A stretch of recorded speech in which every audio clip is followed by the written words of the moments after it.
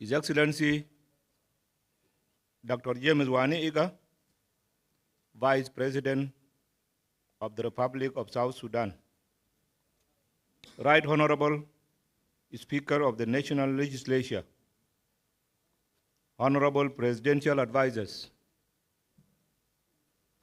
Honorable Ministers, compatriots, ladies and gentlemen, I want to thank each and every one of you for attending this important meeting to brief you on the decision reached by the presidency yesterday in regard to the number of states, which has just been read out to you by the Minister in the office of the President. As we gathered here today as the transitional government of national unity, I want to remind ourselves of the sacrifices that our martyrs made, made to liberate this country. And for that reason, we are bound to take any decision that is deemed necessary to preserve the unity of our country.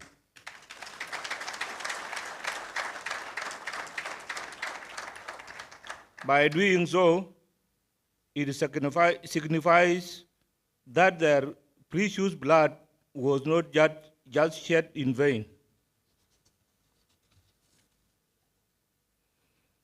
This decision was reached by the presidency after weighing several options, and we thought this latest compromise will preserve the unity of the country and move the people of South Sudan out of this imposed, senseless conflict, which has affected the livelihoods of many of our citizens.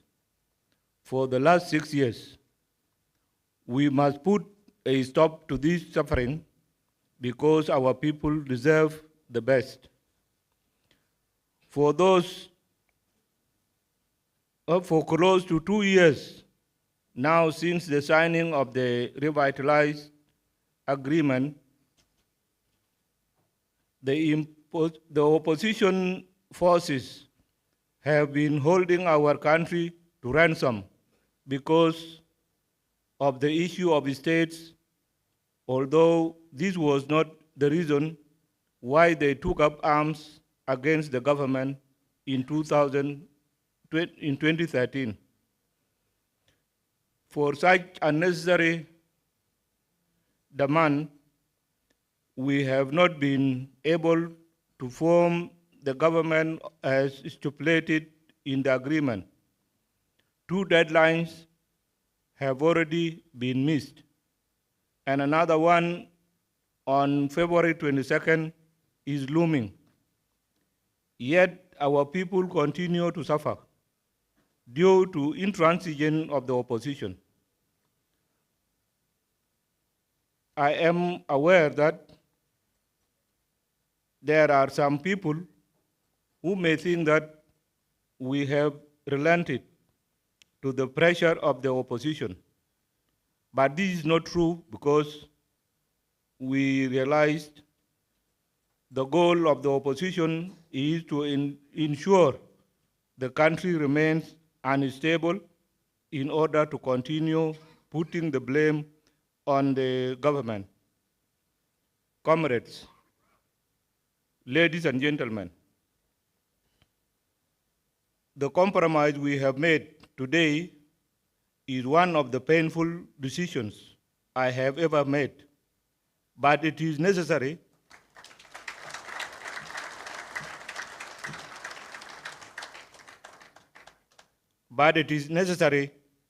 if that is what will bring back peace and preserve the unity of our people. I have been fighting throughout my entire life for the liberation of this country. And I will always stand against the forces that aspire to destroy our hard-won sovereignty. I will not accept to preside over the destruction of the same country that I sacrificed to liberate.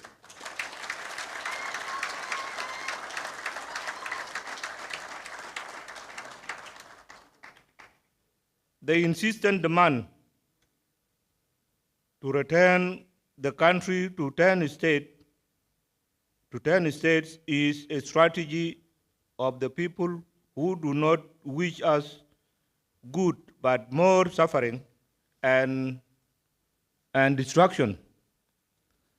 My decision today will thwart such ill intentions and make us resilient against their mischievous plans. We were in the 10 states when the war started in 2013, and that attests to the fact that the cause of this conflict was not about the states, but mere greed for political power. Comrades, ladies and gentlemen, I call upon all of you, the citizens of this country, especially those who may not be comfortable with this decision, to accept it and rally behind your government.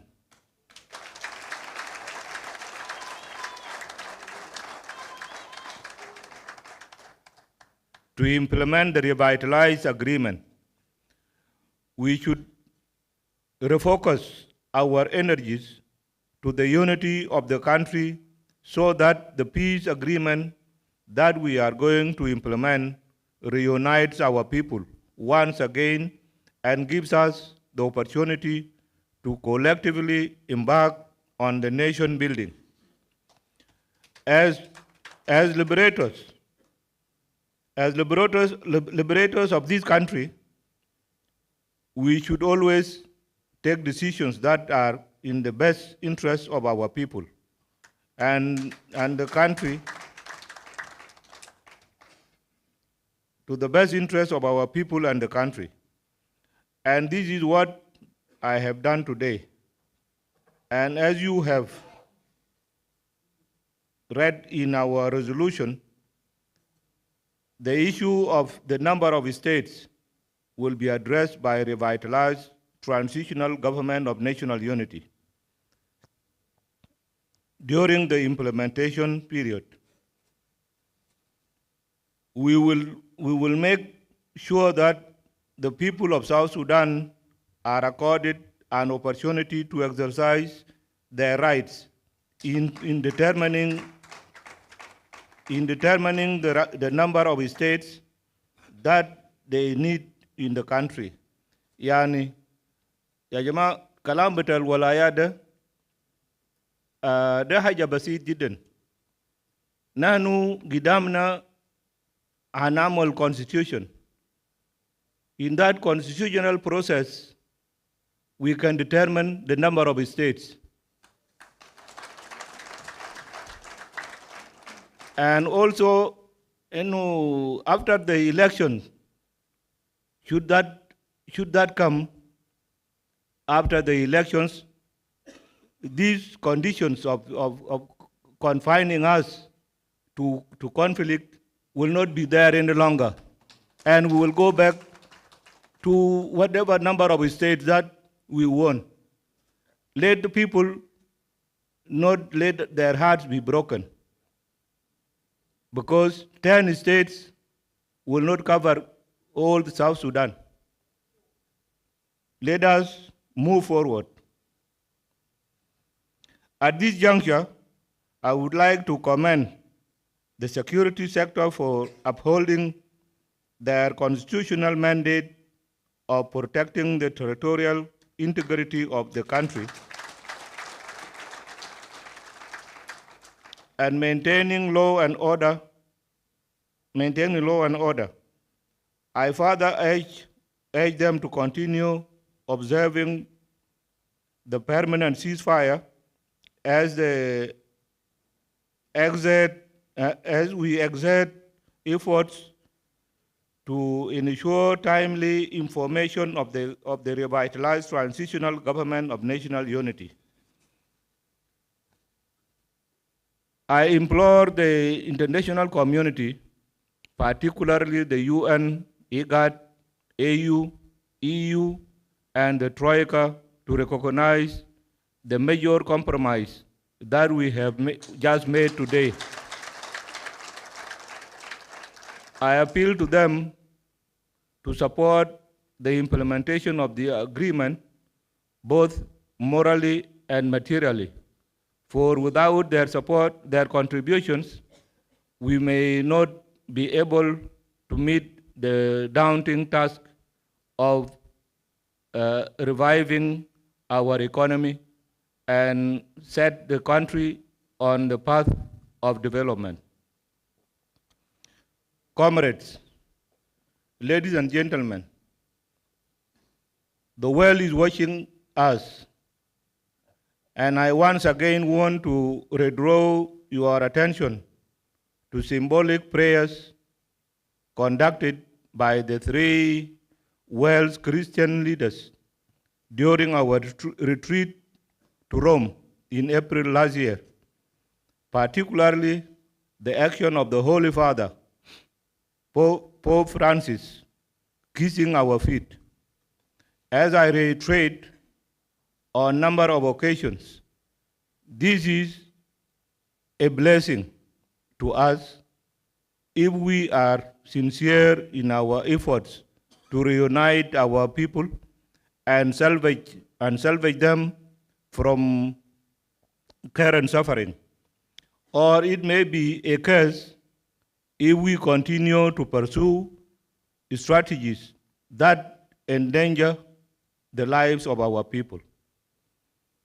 We need to pay attention to this because the curse may not only be upon those whose feet were kissed, but could also be all of us who make decisions on behalf of our people and this country, and so the need to implement the agreement requires our collective consensus and efforts to resist the temptation of going back to war. Comrades, I can't end these opening remarks without equally appealing to our brothers and sisters who are still holding out to come and join us on this journey of reuniting the country. The compromise we have just made is in the interest of peace, and the quest for peace should not be one-sided. I expect the opposition to reciprocate the same and allow the country to move forward. Thank you very much.